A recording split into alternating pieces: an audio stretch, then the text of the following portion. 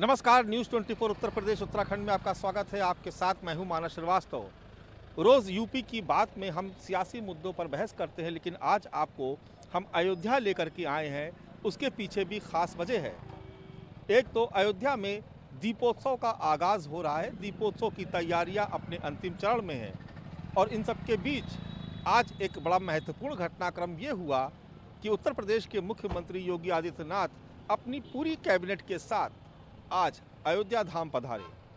अयोध्या में आने के बाद सबसे पहले उन्होंने भगवान श्री राम लला के दरबार में हाजिरी लगाई, वहां दर्शन पूजन किया। फिर पूरी कैबिनेट के साथ वो हनुमानगढ़ी पहुंचे, हनुमान जी का दर्शन पूजन किया और उसके बाद पहुंचे राम कथा संग्रहालय। हमारे ठीक पीछे जो आपको नज़र आ रहा है, ये है अंतर्राष्ट्रीय राम कथा संग्रहालय और इसी परिसर में आज पहली बार अयोध्या में किसी सरकार ने अपनी कैबिनेट का आयोजन किया और मुख्यमंत्री योगी आदित्यनाथ ऐसे पहले मुख्यमंत्री हैं जिन्होंने अयोध्या में आकर अपने पूरे मंत्रिमंडल के साथ अपने मंत्रिमंडल की बैठक यहाँ पर आहूत की। इस बैठक का संदेश बहुत दूर तक जाएगा। सियासी मायनों में देखें तो ये बड़ा ही महत्वपूर्ण कदम है।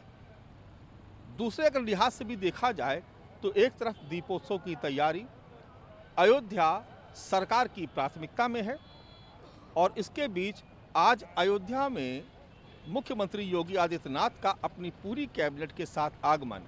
तो जो फैसले हुए वो फैसले भी बेहद महत्वपूर्ण थे और उसमें भी सबसे प्रमुख फैसला अयोध्या तीर्थ क्षेत्र विकास परिषद का गठन, इसका प्रस्ताव बाकायदा कैबिनेट में रखा गया और कैबिनेट से इसको मंजूरी दी गई। अब सवाल ये उठता है कि आखिर ये परिषद क्या करेगी। तो उसके लिए खुद मुख्यमंत्री योगी आदित्यनाथ मीडिया के सामने आए और उन्होंने ये बताया कि 2024 22 जनवरी को जब भगवान श्री राम लला की मूर्ति की प्राण प्रतिष्ठा की जाएगी, उसके बाद देश ही नहीं दुनिया का सबसे बड़ा धार्मिक केंद्र अयोध्या, सबसे बड़ा पर्यटन स्थल अयोध्या और श्रद्धालुओं की अगर नज़र से देखा जाए तो शायद अयोध्या से बड़ा कोई तीर्थ क्षेत्र नहीं होगा। देश ही नहीं पूरी दुनिया से भगवान श्री राम के भक्त यहाँ पर आएंगे। इसलिए ज़रूरत है अयोध्या के सर्वांगीण विकास की, ज़रूरत है अयोध्या में आने वाले पर्यटकों को सुविधाएं मुहैया कराने की और ज़रूरत है जो श्रद्धालु यहाँ पर आएंगे उनकी देखभाल की, उनकी सुख सुविधाओं की। तो ये सारा काम इस परिषद के ज़रिए होगा। यानी आने वाले वक्त में अयोध्या तीर्थ क्षेत्र विकास परिषद की भूमिका बेहद अहम होने जा रही है। सिर्फ इतना ही नहीं, मुख्यमंत्री ने इसके अलावा भी अयोध्या में तमाम सारी योजनाओं की जानकारी दी, जिसको आज मंत्रिमंडल से मंजूरी मिली। इसमें दूसरा अहम फैसला 25 एकड़ एक ज़मीन पर भारतीय मंदिरों के वास्तुकला का एक संग्रहालय यहाँ पर स्थापित किया जाएगा।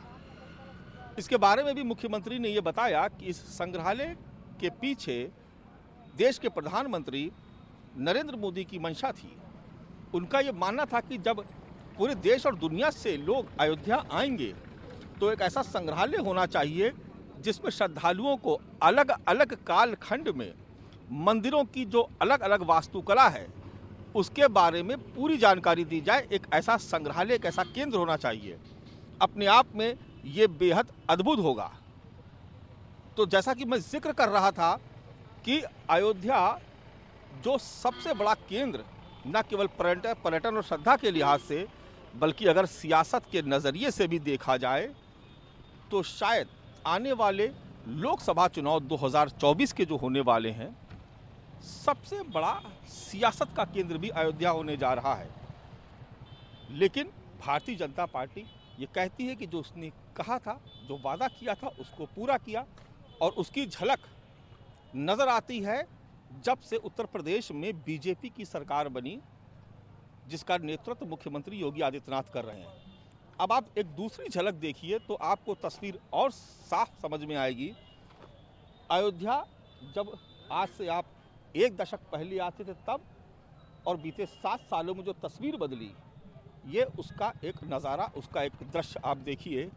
सामने आपको अयोध्या का हाट नज़र आ रहा है, अयोध्या हाट के नाम से। सामने आपको सरयू नदी बहती हुई नज़र आ रही है। आपको बेहद खूबसूरती से इसको, इन घाटों को सजाया और संवारा गया है।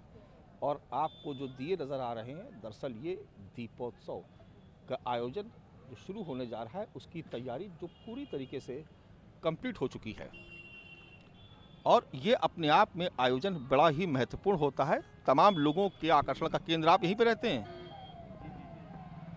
ये बताइए, आज मुख्यमंत्री आए थे अपनी पूरी कैबिनेट के साथ यहाँ पर। जी जी जी तो आप लोग के मन में कैसे क्या विचार आया? बहुत अच्छा विचार है, जो हो रहा है बहुत अच्छा है, बहुत भव्य तरह से हो रहा है, होना भी चाहिए इस तरह से।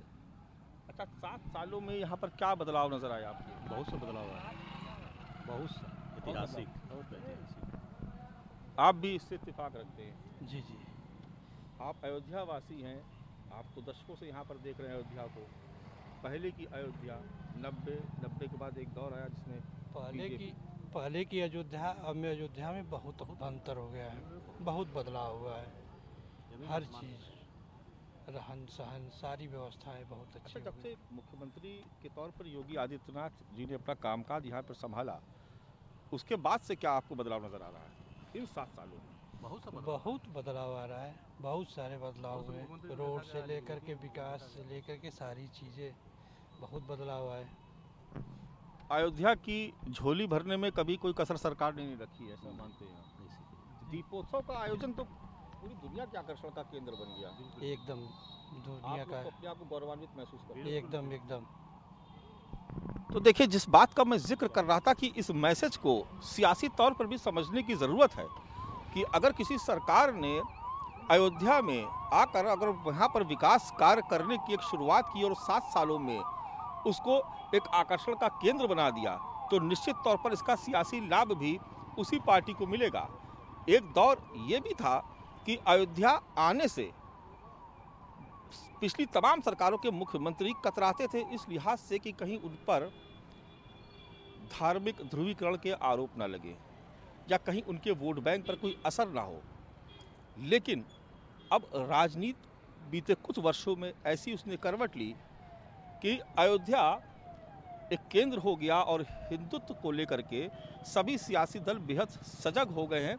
लेकिन भारतीय जनता पार्टी इन सब में इसलिए आगे नजर आती है कि उसके पास अब ये बात कहने के लिए भी है कि हमने जो कहा था वो किया, और लगातार वो प्रयास नज़र आ रहा है। देखिए, आपको थोड़ा सा और भी आगे लेके चलते हैं। देखिए, कुछ और तस्वीरें जो आपको बेहद खूबसूरत नज़र आएंगी। समझ में आएगा आपको कि किस बृहद स्तर पर तैयारी चल रही है। आप लोग सब लोग यहीं के रहने वाले हैं?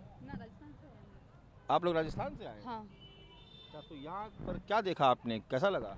अच्छा लगा यहाँ पे। अच्छा लगा। तो घूमने के लिए आए थे, दर्शन करने कैसे आए थे? हमारे यहाँ पे गेस्ट हाउस है, यहीं पे रह रहे हैं। इनको बोलना है। क्या बोलना है? कैसा लगा आपको यहाँ पे? आपको यहाँ पे कैसा लगा? तो देखिए, ये बच्चे हैं, ये आप लोग दीपोत्सव देखेंगे यहाँ पे? हाँ जी, बिल्कुल देखेंगे। राजस्थान से आप भी आए हैं? हाँ जी। तो आप देख रहे हैं कि दूर दूर से भी लोग यहाँ पर आते हैं, न केवल दर्शन पूजन के लिए, बल्कि दीपावली का जब पर्व आता है तो उन 6-7 दिनों की जो रौनक अयोध्या में ख़ासतौर से नज़र आती है बीते कुछ वर्षों में, उसने एक पर्यटन स्थल के तौर पर भी अयोध्या को विकसित किया।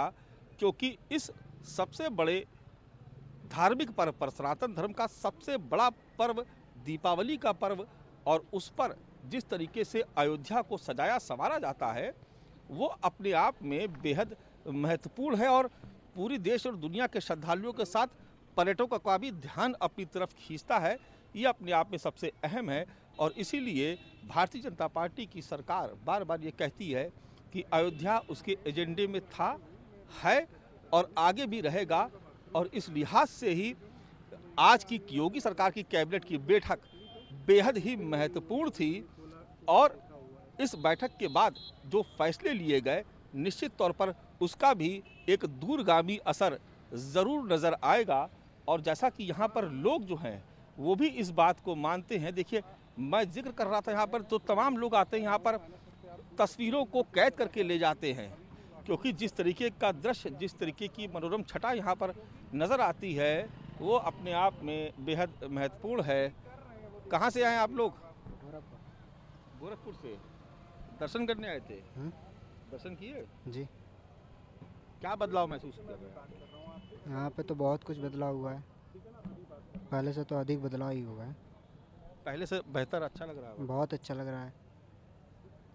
इस सड़कों का भी चौड़ीकरण चल रहा है। यहाँ पर पूरा नव अयोध्या की जो परिकल्पना है उसकी भी एक झलक यहाँ पर मैं दिखा दूँ कि ये देखिए, ये पूरी नई अयोध्या, हर तरफ आपको विकास कार्य होते नजर आएंगे और लगातार, चाहे वो सड़कों के चौड़ीकरण का काम हो, चाहे अलग अलग पथ बनाए जा रहे हों, चाहे पार्क हो, संग्रहालय हो, बिजली की व्यवस्था हो, पीने के पानी की व्यवस्था हो, पर्यटकों के ठहरने की व्यवस्था हो, ऐसे तमाम सारे मुद्दे, तमाम सारे मोर्चे हैं जिस पर सरकार एक साथ काम कर रही है। और आने वाले वक्त में आज जो अयोध्या से संदेश यहाँ पर देने की कोशिश की गई, निश्चित तौर पर आने वाले वक्त में उसका एक अपना अलग प्रभाव देखने को नजर आएगा। कैमरा पर्सन सचिन कुमार सैनी के साथ मानस श्रीवास्तव, अयोध्या, न्यूज़ 24।